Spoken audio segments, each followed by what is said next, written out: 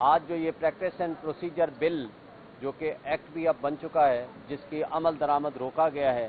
میں سمجھتا ہوں کہ آج امید بھی کرتے ہیں کہ اس کا فیصلہ آ جائے گا۔ یہ دو لحاظ سے بڑا اہم ہے۔ ایک تو یہ کہ اس کیس کی وجہ سے جو بہت اہم ترین مقدمات ہیں، جس میں 90 ڈیز میں اندر الیکشنز جو کہ supreme court bar association petition file کر چکی ہے اور جس میں پاکستان تحریک انصاف پٹیشن فائل کر چکی ہے، اس کا فیصلہ آنا بڑا ضروری ہے، کیونکہ یہ ٹائم باؤنڈ کیس ہے۔ ایک کیس ایسا ہوتا ہے کہ جو 2 مہینے بعد بھی فیصلہ ہو جائے گا تو اس کا ایک امپیکٹ اتنا ہی ہوگا۔ اس کا مسئلہ یہ ہے کہ اس کو 90 ڈیز کے اندر الیکشن کا انعقاد جو ہے وہ بہت ضروری ہے اور اس کے اوپر سپریم کورٹ کا فیصلہ آنا بہت ضروری ہے۔ اس لیے میں سمجھتا ہوں کہ پریکٹس اینڈ پروسیجر بل کے اوپر فیصلہ وہ بہت اہم ہے، اور پریکٹس اینڈ پروسیجر بل مستقبل کے حوالے سے بھی بہت اہم ہے کہ کیا اس میں اپیل کا رائٹ رہے گا اور کیا 50 سال پرانے مقدمات بھی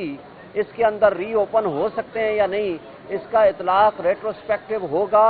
یا نہیں ہوگا، اس کے بارے میں بھی فیصلہ ہونا ہے۔ کیا بینچ صرف chief justice of Pakistan constituted کر سکتا ہے یا سینئر موسٹ 2 ججز بھی اس کے ساتھ بیٹھ کے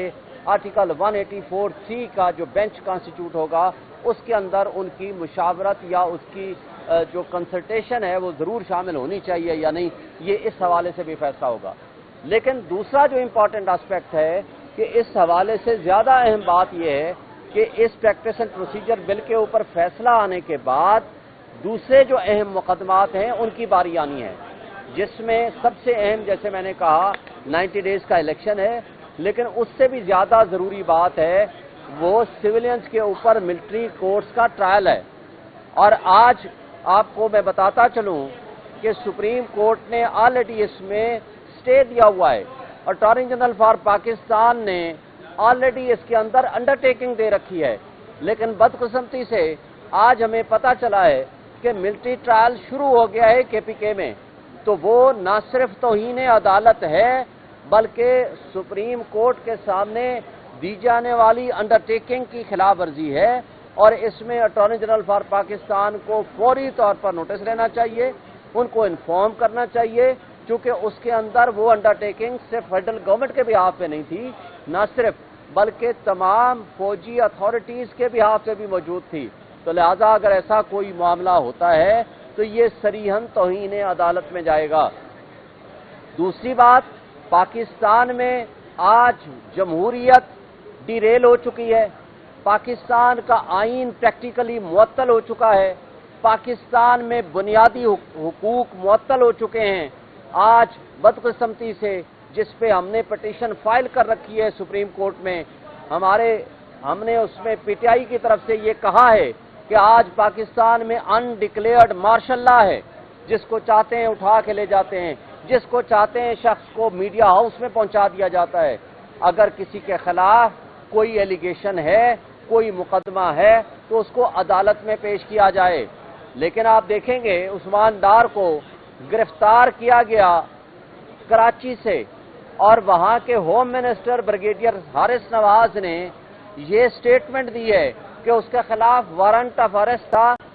اس کی بنیاد پر ہم نے گرفتار کیا۔ لیکن کیا اس گرفتاری کے بعد آئین کے آرٹیکل 10 کے مطابق 24 گھنٹے کے اندر اس کو عدالت میں پیش کیا جانا چاہیے تھا؟ لیکن 24 گھنٹے میں تو نہیں کیا کام، 25 دن کے بعد اس کو کسی میڈیا ہاؤس میں پہنچا دیا گیا، which is very unfortunate, illegal, unconstitutional اور آئین کی صریحاً خلاف ورزی ہے۔ اسی طرح صداقت عباسی کو اٹھایا گیا، اس کو کسی عدالت میں پیش نہیں کیا گیا، اس سے بیان دلوانے کے لیے ایک اور میڈیا ہاؤس لے جایا گیا، اور اس میڈیا ہاؤس نے وہ اس کی پریس ٹاک نہیں ریلیز کی، تو پھر اس کے دوسرے دن گھر لے جایا گیا، گھر میں اس کی ویڈیو بنائی گئی، ویڈیو میڈیا کو دی گئی، اور اس کے بعد پھر وہی ڈالے والے اس کو واپس لے گئے، اور کہاں لے گئے اس کا کوئی پتہ نہیں۔ اسی طرح شیخ رشید کے ساتھ جو لوگ گرفتار کڈنیپ ہوئے تھے، شاکر صاحب نامی بندہ، وہ واپس آ گیا، لیکن شیخ رشید کا ابھی نہیں پتا وہ کہاں ہے۔ آپ اسی طرح دیکھو، فروخ حبیب کو گرفتار کیا، کڈنیپ کیا، اس کے ساتھ اس کے گھر والے، اس کے رشتہ دار تھے، جب وہ अरेस्ट हुए तो उनको 3 दिन बाद अदालत में पेश किया गया, लेकिन फरूख हबीब का अभी तक नहीं पता वो कहाँ है, वो किसकी कस्टडी में है और कौन अगवाकार हैं। देखें, इस तरीके से रियासतें नहीं चला करती। रियासत की बुनियाद अखलाकियात पे होती है, रियासत की बुनियाद आईन और कानून की बालादस्ती पे होती है, रियासत की बुनियाद कानून की हुक्मरानी में होती है। रियासत अगर अपने शहरियों के खिलाफ इस तरह की कार्रवाई करना शुरू कर दे तो उसका नुकसान ये होता है कि रियासत माँ की तरह होती है।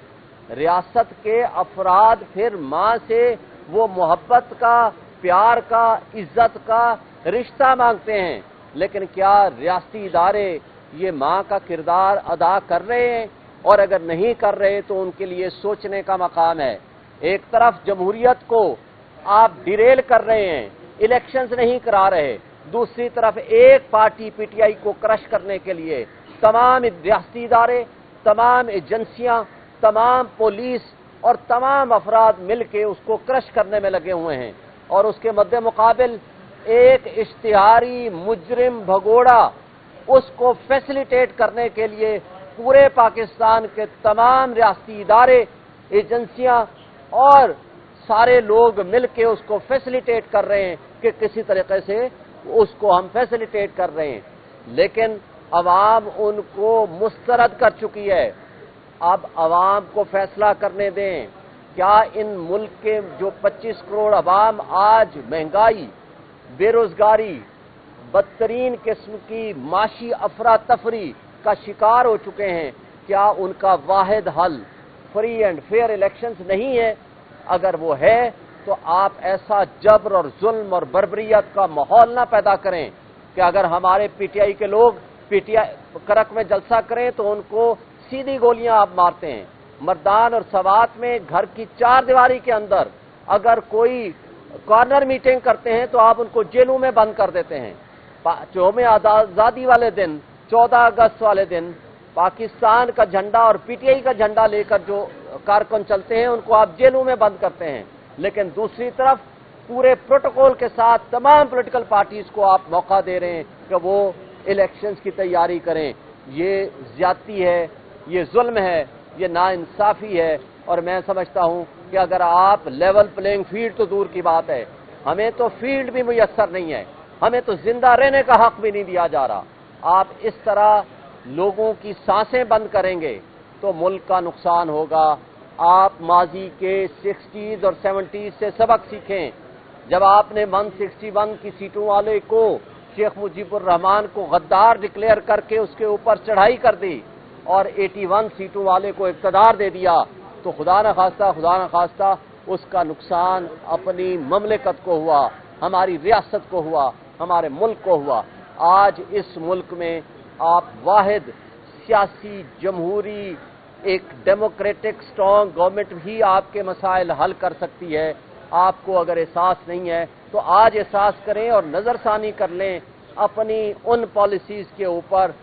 आज आप देखें, एशियन डेवलपमेंट बैंक की रिपोर्ट को देखें, जिन्होंने कहा कि आपके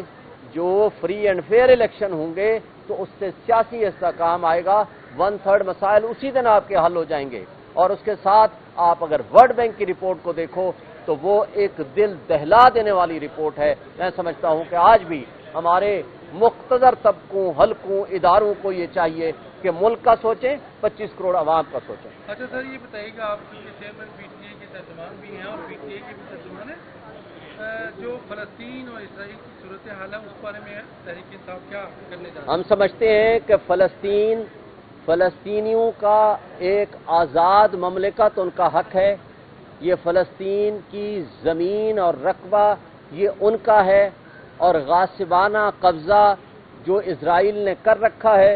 जो जुल्म व बर्बरियत कायम कर रखी है, हम उसकी शदीद मज़म्मत करते हैं और हम समझते हैं कि फ़लस्तीनियों को उनके हुकूक दिए जाएं। Thank you.